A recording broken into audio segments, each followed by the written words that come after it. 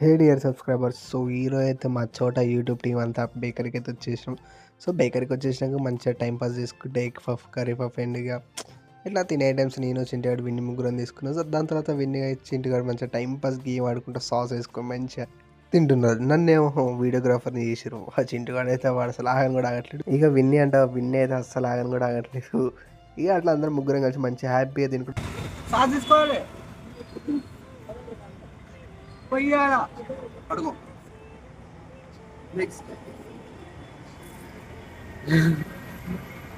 దెబ్బకే యూట్యూబ్లో వంటలుంటే తాత గుర్తొచ్చేసిండు. ఇంకా అట్లా మంచిగా అందరం టైంపాస్ చేసుకుని ఫుల్ చేసుకున్నాం, ఫుల్ ఎంజాయ్ చేసేసాం అనమాట.